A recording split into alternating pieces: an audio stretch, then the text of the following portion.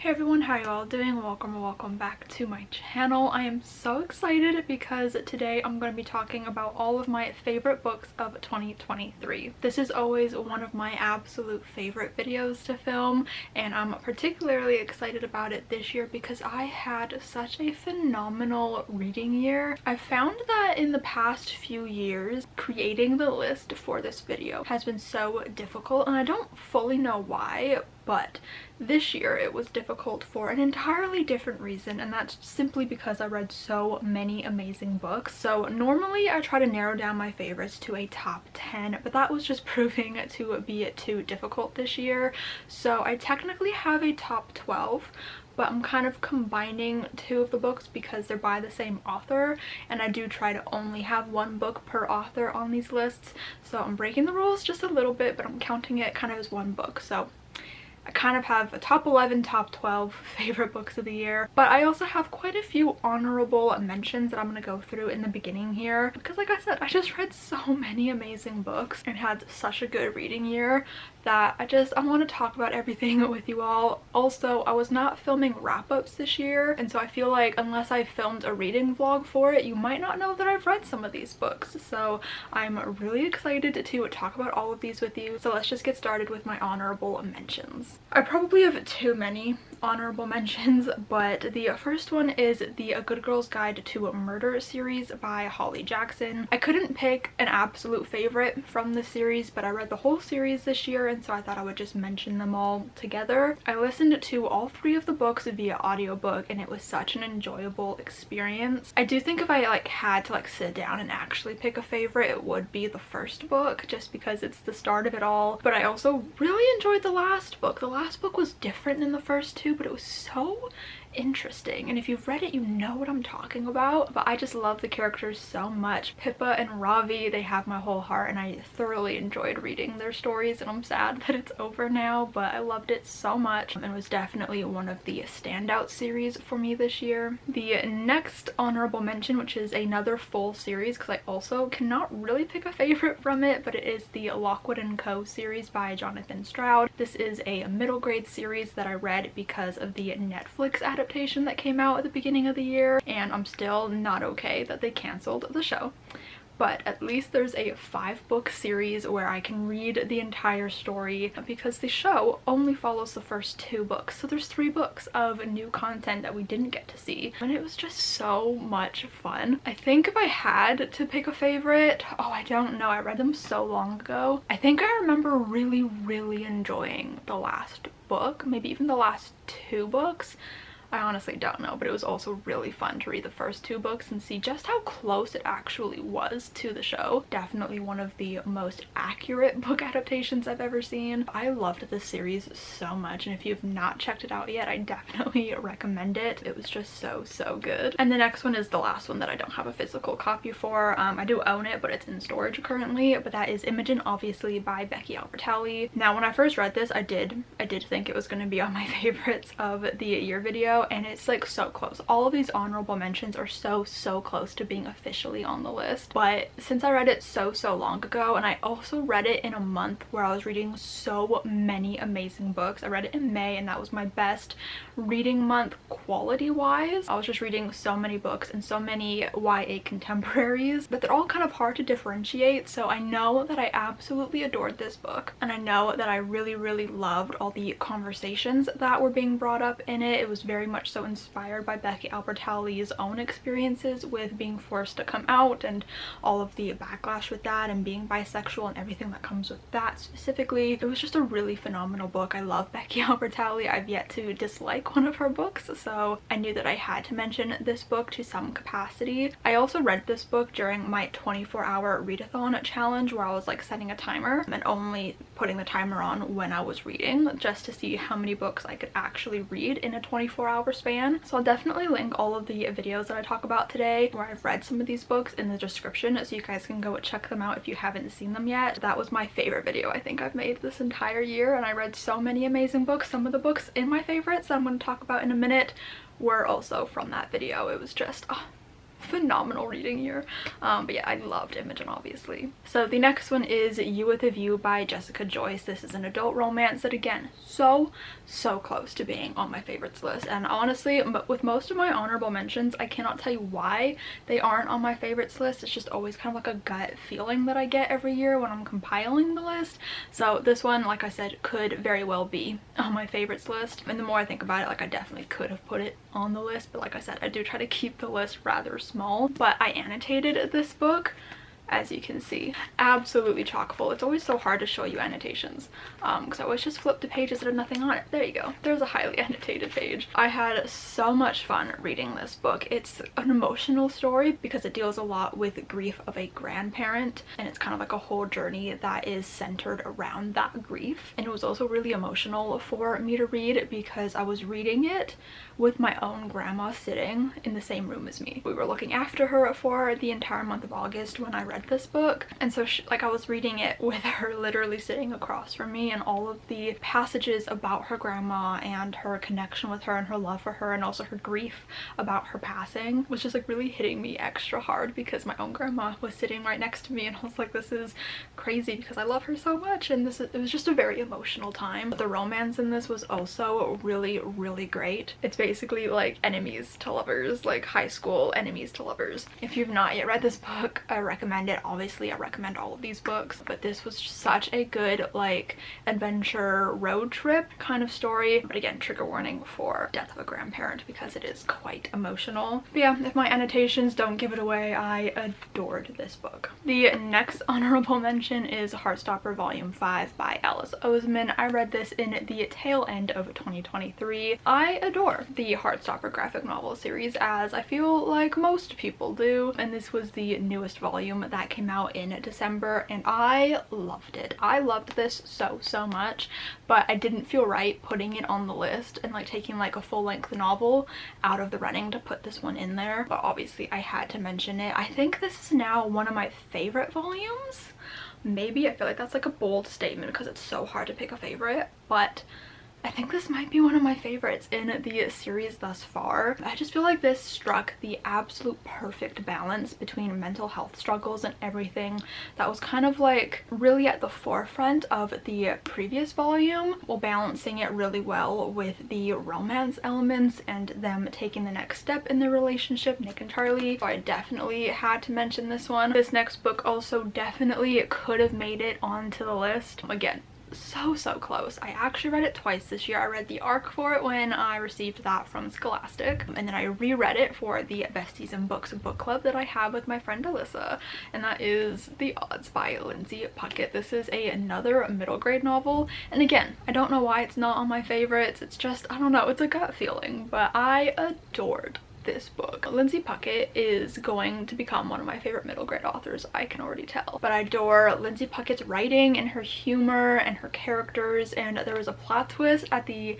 end of this book that just blew my mind when I first read it, and then when I reread it, it was just so much fun to see all the little Easter eggs and the foreshadowing for this plot twist. And I actually tabbed it up a little bit, and all my little red tabs are the little foreshadowing Easter eggs. But this book is genius. It's so much fun, and I'm excited to reread it many times in the future. Okay, my last honorable mention before we finally get into my full favorites list. Judy by Gerald Frank. I talked about this in my last video, my reading vlog that I did in December. I adored this book. It's all about Judy Garland. It's a Judy Garland biography. It's massive. I annotated it.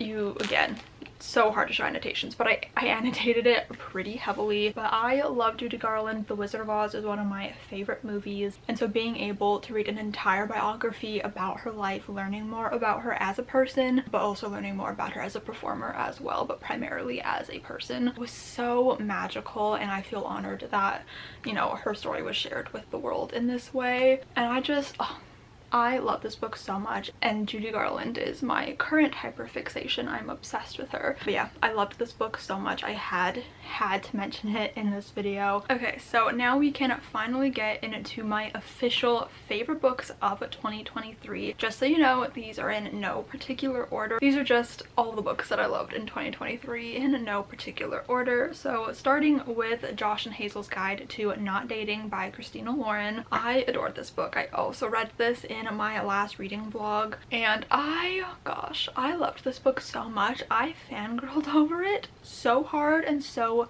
viscerally. It was just such a fun book. It's a friends to lovers, which I don't read enough of, and I think I realized that while reading this book, because I just don't read enough friends to lovers, because this one was done so well and I really enjoyed it. And like the whole premise of this book is that they are best friends, Josh and Hazel, and they agree to set each other up on blind double dates. So they go on all these double dates with each other, but then they kind of realize that they keep setting each other up on the double dates just so they can spend time together, and I just adore that so much. And all the vibes of this book, immaculate perfection. The ending I was not expecting, and it's a trope that I don't think I've ever actually run into before in a book, but I know that it's a trope that a lot of people hate, and I don't want to say what it is because I don't want to spoil the ending of this book, so it's kind of difficult to talk about, but I wasn't expecting it, and it did kind of throw me off for a minute, but it did not take away from my overall love of this book. It was just kind of like, oh,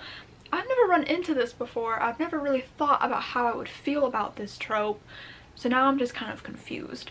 But I still really loved it. The epilogue, like the very end, gave me such emotional whiplash. It was actually insane.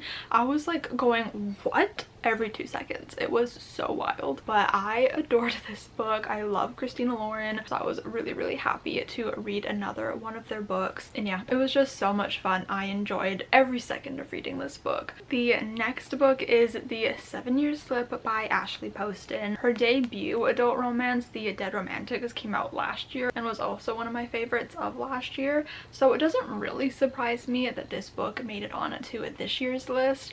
It was so much fun. The concept of this book, so brilliant. Basically, our main character lives in her late aunt's apartment, and she ends up meeting this guy in the apartment, but he's from 7 years in the past, and they end up falling in love, and you can just imagine all of the things that come up with that. I just adore that her adult romances always have a little magical element thrown in there just to kind of spice things up a little bit, and I just adore the way that it was done in this book. Like I said, I adored the entire concept of this book, but the execution of it, oh my god, the execution of this book, like I can't even believe it. It was brilliant. I adored literally every second I was reading this book. Just the way that the romance unfolded, because obviously she's met this guy from 7 years in the past. She can only see him in this apartment, and just seeing the way that that all unfolded, obviously I'm not going to spoil anything, but it was just so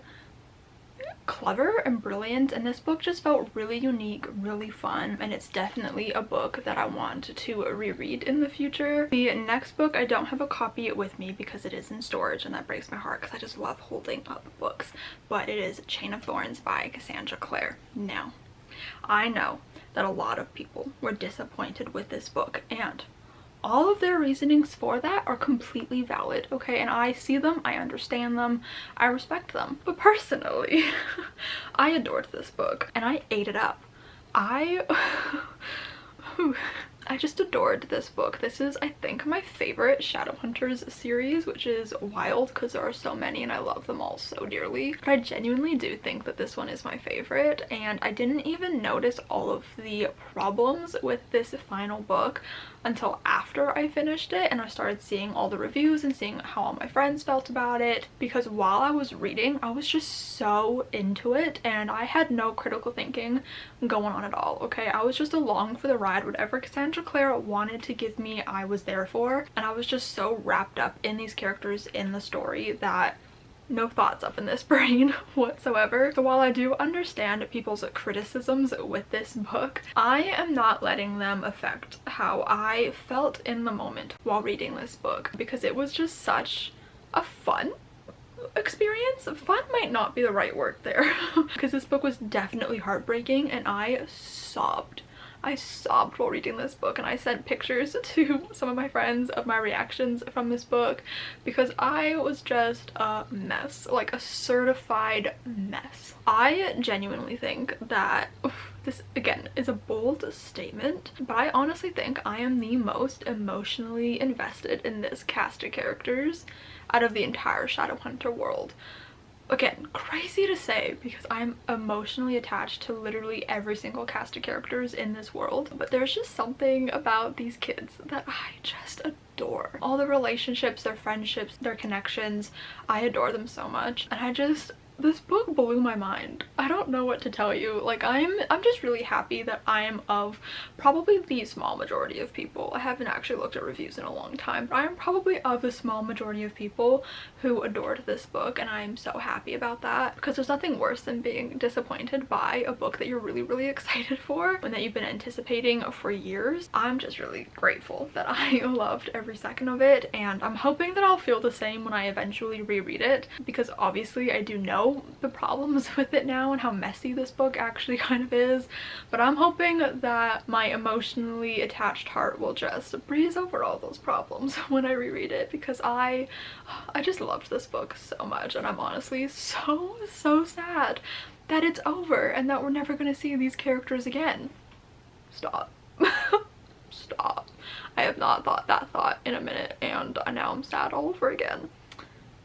Okay, the next book is As If on Cue by Marissa Cantor. This book made me realize that I need to read more Rivals to Lovers books. I think this year was really about me discovering some new favorite tropes. Rivals to lovers, friends to lovers. I thoroughly enjoyed this book and all of the vibes going on with the romance. It was so cute. There was also an element of forced proximity with this book because basically our main characters have to team up together to write a musical for their school because both of their respective art programs are going to be cut, which is the theater program and the band program, or maybe it's just hers. Maybe it's just the theater one that's going to be cut.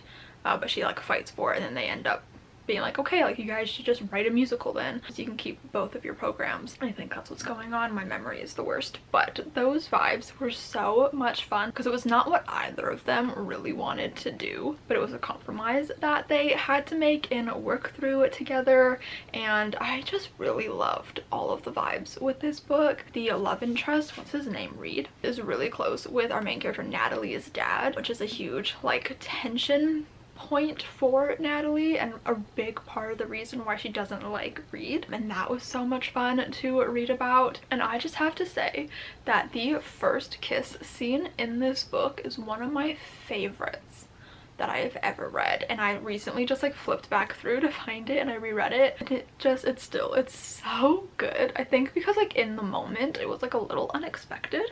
I wasn't expecting it to happen when it did, I guess, and just the way that it happened, amazing. And the way that it ended, crazy. Like literally that scene had my jaw on the ground and I actually had to put the book down for a second to like gather myself. But I absolutely adore Marissa Cantor's writing and her characters and her stories, so I definitely recommend this one if you are looking for some Rivals to Lovers action. Okay, this next book, this was so hard to pick because I read so many books by these authors this year that picking just one was incredibly difficult, but it is The Roughest Draft by Emily Wibberley and Austin Siegman Broca. I read almost all of their YA books this year.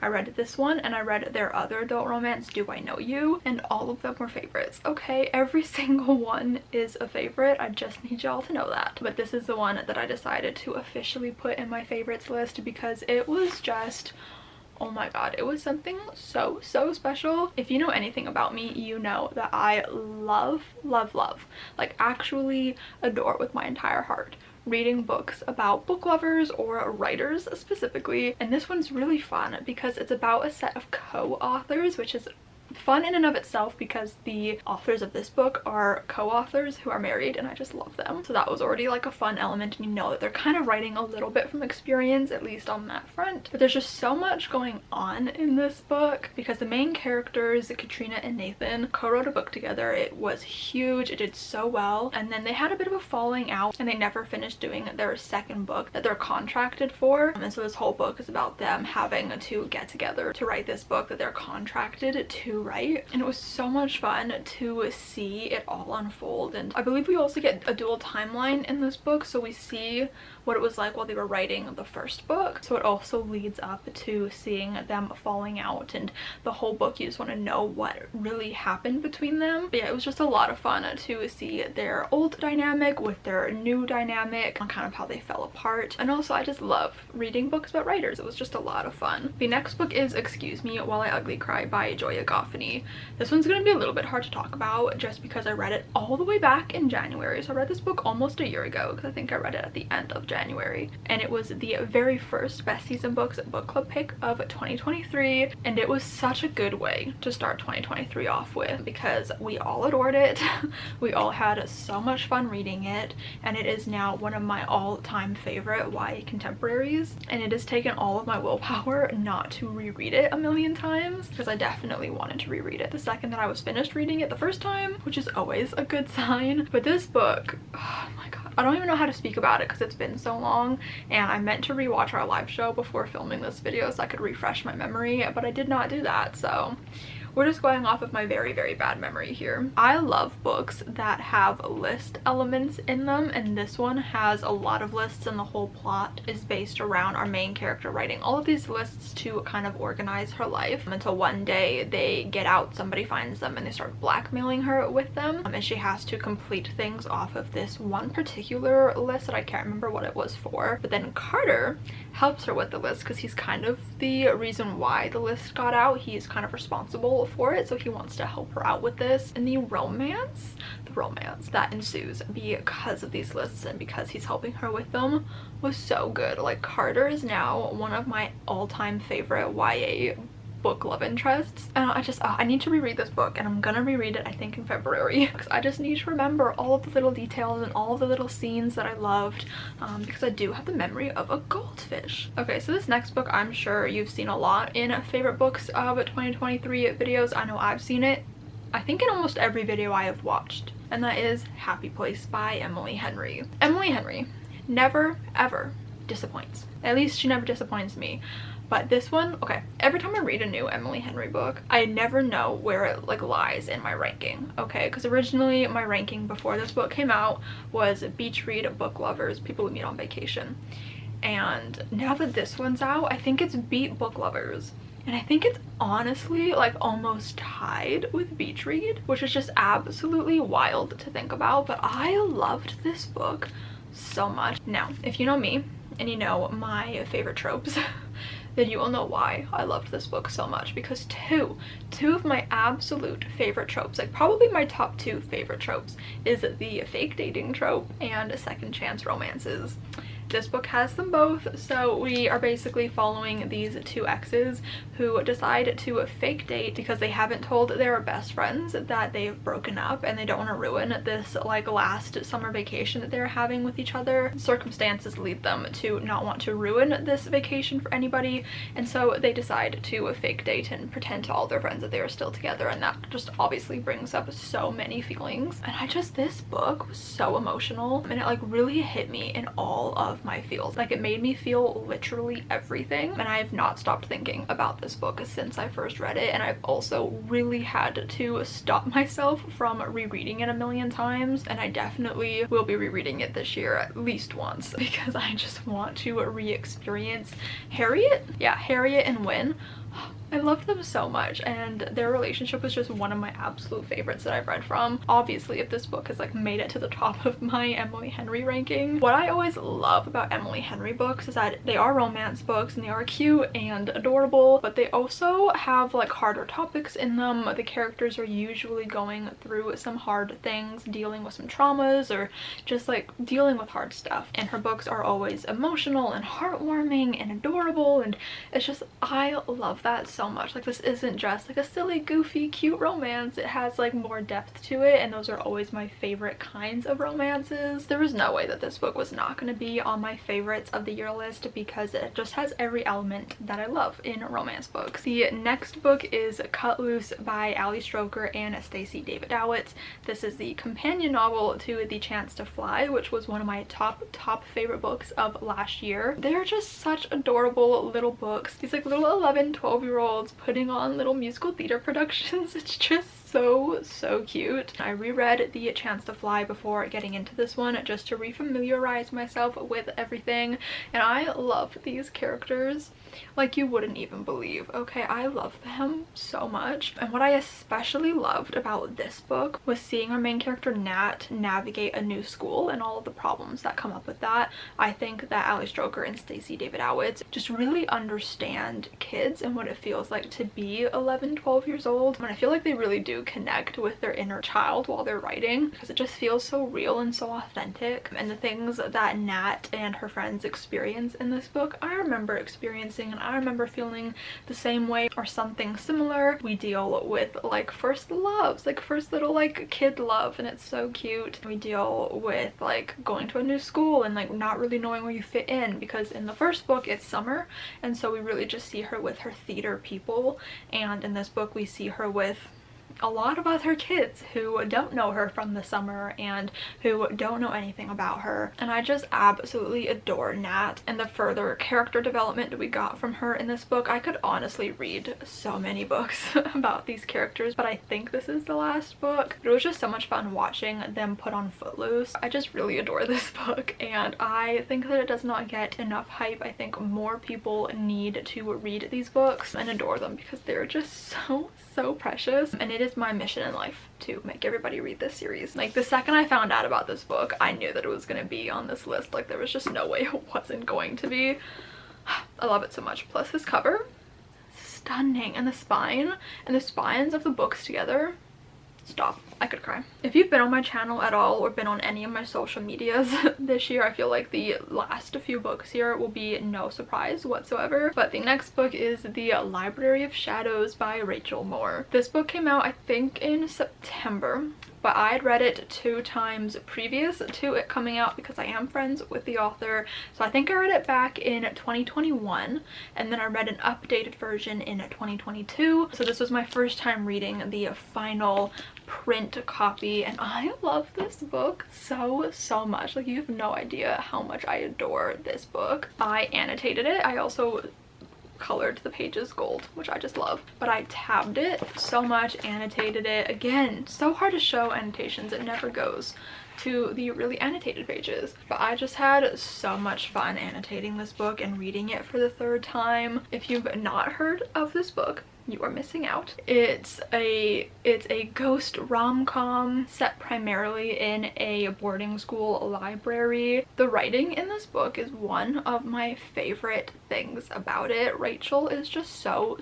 talented. She's so descriptive. So if you're looking for a really atmospheric fall story, then I definitely recommend this one. Like, I created a tab, and I don't do this for anything because I don't normally like pay all that close attention to descriptions, but I created a tab for this book just to mark off all of my favorite descriptions, because her descriptions genuinely like transport you to Radcliffe Prep with all the fall leaves in the air and the candles and the weather. Like, everything about her descriptions, like, it just really paints a vivid picture, and that's just definitely one of my favorite things about it. And I just adore this cast of characters. I love all of the ghosts in this book. Like, I become so attached to them by the end of the story. I really adore Mateo and Esty and their relationship. They're so cute, and I just love a good ghost love story. So if you also like ghost love stories, and if you like atmospheric descriptive writing, and if you want the perfect fall read, I realize we are now in winter and fall is a long ways away, but if you're looking for any of those things, then this is the perfect book for you. I am actually obsessed with it, and I think about it all the time. This next book I have not stopped talking about this entire year. I actually don't even know if I've mentioned it all that much on my channel, but I know that I've like reposted a million things about it on my Instagram. I've definitely tweeted about it. I just adore this book so much, and that is 7% of Row Devereaux by Ellen O'Clover. I get so happy and giddy when talking about this book, and like I haven't even started talking about it yet. I'm just so excited. This is another book that I feel is just so underrated. Like I hear nobody talking about this book, and I feel like that's because a lot of people on booktube these days just talk about like romance or fantasy, like adult romance or fantasy. So let's bring back the love of YA because I'm obsessed with it. So I need everybody to pick up this book because it is so much fun. The concept of this book is brilliant. So we're following our main character who, for like a school project, I think it's for like her senior project, she creates this app that is based on the game MASH. So if you remember from when we were kids playing MASH, which is Mansion, Apartment, Shack, House, where you can basically like predict your future, like where you're gonna live, who you're gonna marry, what kind of car you're gonna have. So she creates this app to predict people's futures with, I believe, a 93% accuracy rate, and this app ends up getting picked up by this tech company, and to prove that the app actually is as accurate as it is marketed to be, they make Row use the app to find her perfect match, and then she has to fake date him for publicity so people will believe in the app and use it. And when she does this, her perfect match ends up being her childhood best friend that she no longer talks to. It is so good, okay? And I love describing the romance in this book because it has so many tropes just wrapped into one. So it is childhood best friends, two strangers, to fake dating, to lovers, and everything that I love in a book. I was hooked from the very first page, and I impromptu read it in a day, and I would have read it in one sitting if I wasn't interrupted, I think, by dinner and then going to visit with my grandma for a while. But the entire time all I could think about was getting back to this book and finishing it, and it was just one of my most enjoyable reading experiences of the entire year. I just love when books take me by surprise and I end up loving them way more than I ever thought possible, and I read them in a sitting when I didn't plan to. Like there's just something so magical and special and beautiful about that, and I just knew from the second that I finished it that it was going to be very high on this list. Like there was no way I wasn't going to talk about this book today. Just like it's my agenda with Cut Loose and The Chance to Fly to make everybody read those books, it is also my agenda in life to make everybody read this book because it was so good. Like I honestly think, I'm gonna say something crazy, I honestly think this might be like the perfect YA book. It is so good. Like that's how much I love it. And now I just like all I want to do is sit down and read this book, which is crazy because I'm reading other things right now, but I love this book so much. The writing, the characters, the whole concept of it was executed perfectly. The romance was literally to die for, okay? Like there's nothing more I could have wanted out of this romance or out of this book. It's just perfect, and I'm so excited for Ellen O'Clover's sophomore novel because this is just her debut novel. I'm so excited for her sophomore novel that is coming out in February. I already have it pre-ordered. I am so excited. Okay, and the last two books that I'm going to talk about today I feel like will come as no surprise to anybody who saw my favorites video last year, or really any video that I uploaded last year. And by last year I mean 2022. So we have two Livy Hart books. We have Planes, Trains, and All the Fields and Some Kind of Blunderful. She came out with two books this year, which just made picking favorites impossible. There was no way that I could pick between my two babies here, okay? Like I tried, I'm not gonna lie, I did try to sit there and be like, okay, which one did I love more? And I couldn't do it because I read this one back when it came out like months and months ago. This one I read way more recently, so it's much fresher in my mind, but I just know that I love these books both so much that I couldn't not talk about them. So Livy Hart is a dear writing friend of mine, and I love her so much, and her books are just genius, and I love them literally with my whole heart. So I annotated both of them, which I feel like comes as no surprise. Annotated it real heavily. It was almost, or it actually might have been the death of one of my pink highlighters because I went crazy. And same with this one, I also annotated this one quite heavily as well. So just in general with both of these books and just her books in general is they are so funny, so humorous. Just Livy Hart's sense of humor in general is one of my favorites. The puns and the humor and the dialogue is just so good in my opinion, and I also just love her writing style in general. She's so good at emotion and at the romance, and she has such a way of making me fall in love with her characters and like fully and wholeheartedly believe in their romance. And they honestly, by the end of it, they really feel like real people to me, and I adore that so much. And this book just had such fun elements in it. So this book deals with a bit of a forbidden romance because our main character kind of falls for her dad's boss, and her dad really doesn't like his boss because he's like this young guy who's coming in and kind of changing everything about this company that he's worked for a lot of years, and he's just not dealing with that very well, and so he really doesn't like him. So it becomes this huge thing for our main character Mia, where she's like, I cannot fall in love with this man, like my dad hates him. And then it's also awkward for the love interest Alex because he knows that he's the boss of Mia's dad, and it's like a bit of an awkward situation. Livy Hart just never disappoints. I adored this book so much. So then we have Planes, Trains, and All the Feels, which is loosely inspired by the movie Planes, Trains, and Automobiles. This book was so much fun. Okay, and I'm just gonna say it right off the bat. Usually I am not a fan of books that kind of have like the tagline or like a big part of the plot is everything that could go wrong does go wrong.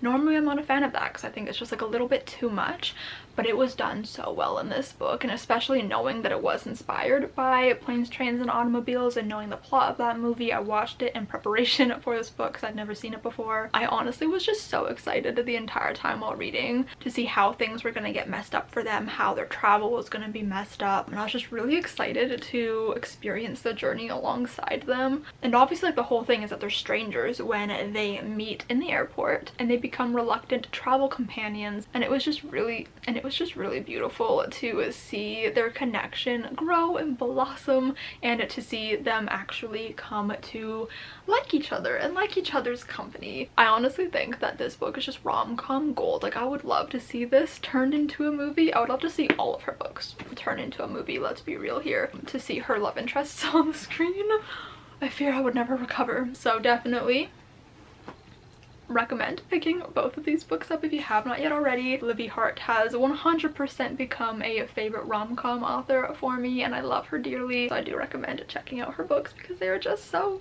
good. Oh my goodness. Okay, that was a beast to film, but those were all of my favorite books of 2023 plus some honorable mentions.